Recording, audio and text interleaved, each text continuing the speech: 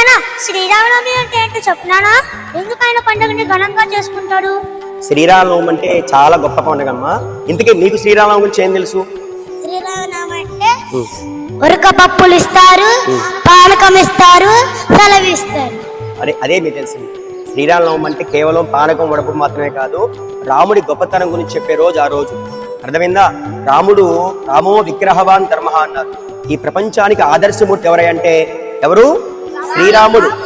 రాముడికి తండ్రి మాట కోసం రాముడు ఎంత కష్టపడ్డాడో మనం అది చూడొచ్చు.